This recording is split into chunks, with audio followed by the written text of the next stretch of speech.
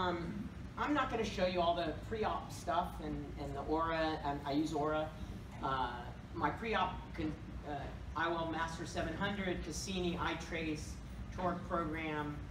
I'm a big crystallines TrueLine user, and this was something that happened after the fact. This is a post-LASIK patient, and this is where my practice is. I mean, plain and simple, my practice is, you know, absolutely mostly post-refractive.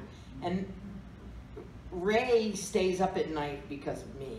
And in a good way. In a good way. In a good way. And I want to thank Sonia and Ray. And I was going to give up on iTrace a few years ago when I bought it. Damn, Steve. And that's what I used to say. And I have learned that this is the most invaluable tool you could ever possibly have. Now, there's so much information, and for me, I'm a cataract refractive surgeon. I do not do LASIK. I do not do PRK. I do not want to do SMILE. I want to do none of that. I want to take the cataract out and do the best job I can to get the best results, and I don't want to send them anywhere. I was going to give Kathy McCabe a little bit of credit because she is my cleanup girl, but she hadn't had to clean up for me in a long time. And it's a really nice feeling to get to this point in my career, and I've done this for 30 years. So you could teach old dogs new tricks, and old dogs new tricks, you know, I mean, come on, you know, and I mean, we can learn a lot from this stuff. The iTrace, to me, you know, somebody said something about a pentacam. I said, that makes me throw up to look at a pentacam because it gives me so much information. So does the iTrace. However, if you're smart enough to utilize the people that know this machine and call Ray 9,000 times, and I have a great tech who is Saray, I have to give her credit, and she bugs him way more than I do. I tell her, but she also has already bugged him before she's ever done anything. So there's so much information on this iTrace, and it's a learning process. That's why we're all here, because every time we come to this, somebody gives us information that we learn something from. So, pardon me? She said, that's you. Oh, excuse me. That's you. Okay. So this is my nightmare. This was what happened. This is a guy, and these are my financial disclosures, not that I matter. Okay, so I highlighted the red things, you know. He's an engineer.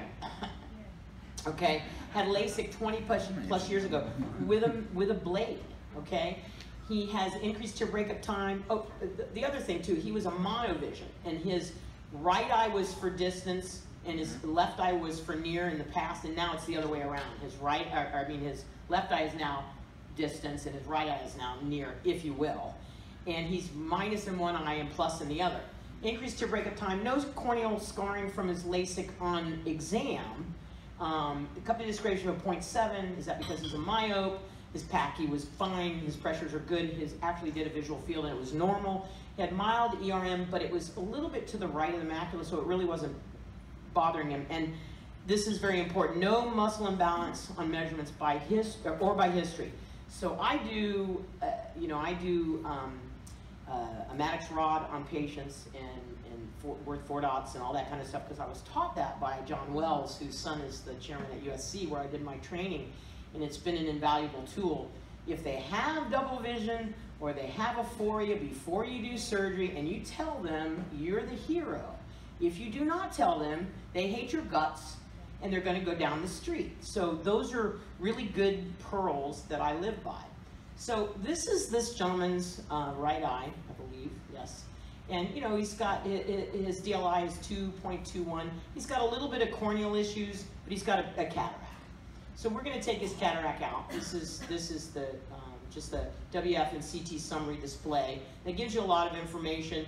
You know, astigmatism, bad refraction. You know, and his cornea doesn't look great. He's got like an inferior kind of thing going on in his cornea, and but it's an old, you know, an old LASIK. So this is his post-op journey. So post-op, I did his surgery in October. In November, he was 20/20 at distance, 20/20 at near, or 20/20 intermediate, J3, but he had shadows and double vision, but mostly at night. Okay, so I've already pre-treated him because he had dry eye and post-op LASIK. He had already been treated for 2 months with Restasis before I did his cataract surgery. Christmas vacation comes around and he goes out of town to Michigan or Ohio or wherever he's from in the Midwest. And he comes back, calls me and says, or actually he didn't call me, he just came in for his post-op appointment, and he's 2030, 2025, and J8. Double vision all the time, terrible vision. Terrible, terrible, terrible vision. And I'm like throwing up in my mouth. And I'm like, and he's that engineer where he like grows a beard because he's stressed engineer. He doesn't say, and he's got that personality where he's like, he becomes all depressed and his posture changes and all kind of stuff. And then the next time I see him, he's all clean shaven and he's standing up straight. So he's a really kind of odd bird. So this is his iTrace. And he now has, and Ray, I can't read that. He has 4 diopters of astigmatism. Okay, and his DLI went to 2.10, and it was at 10. And I'm looking at this, and he's got all this astigmatism. And of course, the first thing you're going to think, he's got a true liner, crystal lens, accommodative lens. He's got vault. Well, that is not the case. I've done thousands of these. I've had 1 vault, and it's because I left cortex in the eye. Removed the cortex, the lens went posterior. So I'm flipping out. So I said, Ray, I don't know what to do. What am I going to do with this guy? Is it his cornea? Am I going to get sued? You know, I mean, all these things, and I'm telling you this, and this is not a conversation I would have with people I don't know, but I know Ray. And he says, wait a minute, let's look at this. So we evaluated, and just so happens at Bobby Osher's meeting, we got the creme de la creme, Bobby, but Warren Hill, who's just a genius. And he says, and I just sat in his astigmatism course, and I said, let's show this. And he goes, no. Ray says, wait a minute. Hey, Warren, come here. Warren comes over and says, hey, Ray, what's up? And he says, can you look at this case with Dr. Stephenson and I? And so he said, oh, this is an accommodative lens, and the patient has capsular fibrosis, and you need to YAG this patient. I said, oh, really? Really? Because his vision's pretty good. He had a little bit of stria, and I was like blown away. Okay, so I YAG him. Okay? But let me just make a point. Look at his refraction. -2, +175 at 83. That was almost his pre-op refraction. But now his vision is terrific, okay? So, I did all the other stuff, the medical legal stuff. The lens is perfectly centered. There's no tilt or whatever. I did the torque check, and at 25 degrees, come on now, a quarter? Like I'm gonna really bother with that? I mean, really, so you have to, don't let this lead you for everything you do. Use this as a tool for some things, because if I'd gone in and messed with him, I'd have made him worse, and then I would not be standing here. I might have had to, be treated and put away. And, so as time goes on, as time goes on, I'll share the rest of this story with you. So this is his pre-op on his left eye. Not much of a cataract, but he complained because he had a PSC cataract. Very nominal amount of astigmatism, but it's against the rule, I think. Oblique. And so this is his journey again in his left eye. And he was 20/25 distance, uncorrected, intermediate 20/20, J2, but he had shadows and diplopia. Again, because I thought once I took his cataract out of his other eye, all that stuff would go away. I'm still treating the surface. I'm still doing all that stuff. Christmas vacation comes around, he comes back. And now his vision is 21/50, 20/25 at intermediate, and J5 at near, and he's worse, terrible vision. So here is his iTrace. And look at his DLI. It's a 2.93. So again, this is also, I showed to Warren because it was all in the same time frame. And look at him. So now he's, his spherical equivalent is like -0.4, which he should be happy, okay? So this is, I treated this guy, and this is good. I mean, I feel really good about things. The lens is centered. 1 degree of rotation would give him nothing and put him down to 0.13, and he's at 0.12, and all it did was change the spherical part of it, So now, this is currently what he is. And this is literally like last week. Uncorrected 20/30 in the right eye, 20/20 intermediate, nears J3. So this is his refraction. Okay, and it makes no sense to me that his refraction is this, even though the spherical equivalent's like, -1, if you will. He shouldn't be. That's too much minus, and he liked it, but he doesn't want to wear glasses. So his left eye is 20/25, intermediate, J3 and near. you know, that all fits, you know. So, but together he's 20/20, intermediate 20/20, near is J3+. Now that's good results on a post-LASIK patient from 20-something years ago. Still has the symptoms, only at night, but he thinks he can live with it. Now, if I give him a refraction, he sees good, and the double vision is everything. The images are pretty darn good. He really likes it. But I'm not wearing glasses. I came to you not to wear glasses. And he wants to have a corneal procedure to see if we can make things better. So I'm like, okay, but I don't do that. So he actually is going home for the summer. So I said to him, let's do these 3 things. Continue treating your dry eye. Wear reading glasses if you need to in bad lighting. But keep working at your near exercises, you know, for accommodative lenses. I make them do it up to a year. And I'll talk to your LASIK doctor that did your LASIK with a guillotine 20-something years ago. Because he talked to the office maybe 6 to 8 weeks ago, and the nurse said to the patient, of course we can fix your cornea, and you'll be 20/20. I'm like, okay. So this has been a nightmare.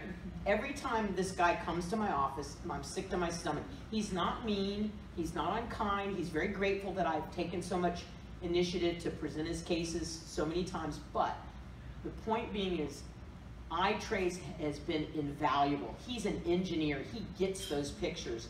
And I show him, it looks terrible, I laser him, it improves, he does pretty well for a while till his brain takes over, and then he says, well, how come I'm not seeing good all the time? Do you see well sometimes? Yeah, I really do. Sometimes I see great.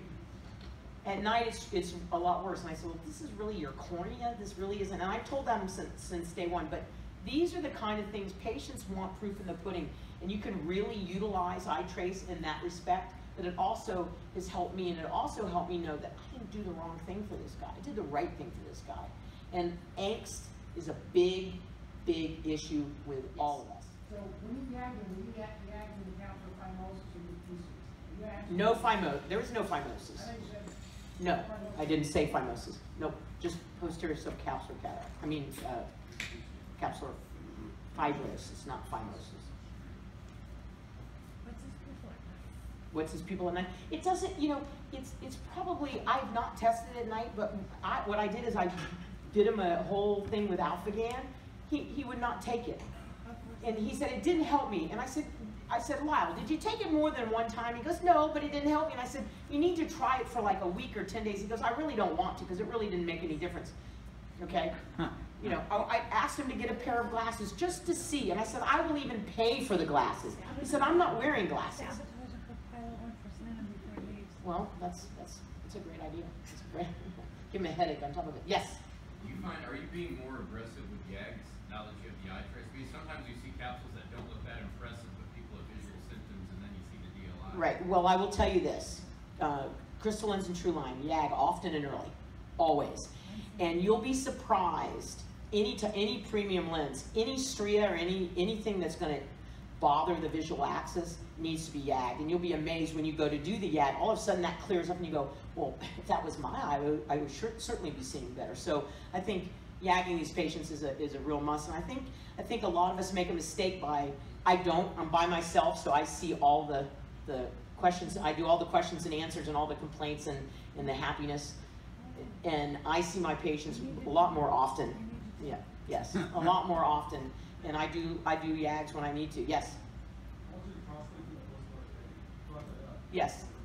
Well, I've never heard of it either, but Bill Trattler is a dear friend of mine, and George Waring and Carolina are great friends, and